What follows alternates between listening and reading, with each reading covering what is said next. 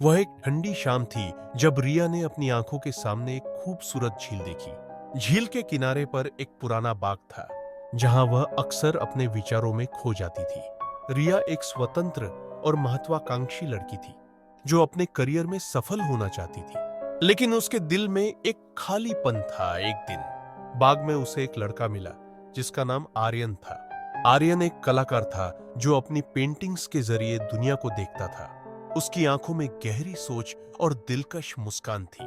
रिया और आर्यन की बातचीत धीरे धीरे गहरी होने लगी। आर्यन ने उसे बताया कि उसने अपनी कला में प्रेम की खोज की है और रिया ने उसे बताया कि वह अपने सपनों के पीछे भाग रही है।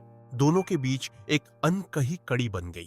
आर्यन ने रिया को अपने पेंटिंग्स के माध्यम से दिखाया कि जीवन में प्रेम और सपनों का संतुलन कैसे बनाया जा सकता है। रिया ने आर्यन की कला में अपने भावनाओं को देखा और धीरे धीरे वह उसके प्रति आकर्षित होने लगी। एक शाम आर्यन ने रिया को झील के किनारे बुलाया।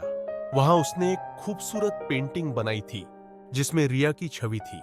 उसने कहा, यह तुम्हारी आत्मा की तस्वीर है। पैसा रिया की आंखों में आंसू आ गए। उसने महसूस किया कि आर्यन ने उसे समझा है और उसके सपनों का समर्थन किया है।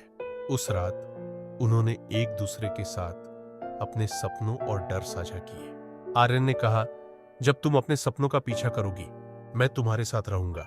पर रिया ने मुस्कुराते हुए कहा, और जब तुम कला में खो जाओगे मैं तुम्हारे लिए प्रेरणा बनूंगी। समय बीतता गया और उनकी दोस्ती ने प्यार का रूप ले लिया। उन्होंने एक दूसरे को अपने सपनों में शामिल किया और एक साथ नई पेंटिंग्स और कहानियां बनाई। अंत में रिया ने समझा कि प्यार और सपने एक दूसरे को संपूर्ण बनाते हैं। आर्यन के साथ उसने न केवल अपने सपनों को पूरा किया बल्कि एक गहरी और सच्ची प्रेम कहानी भी लिखी जो हमेशा के लिए उनके दिलों में बसी रही।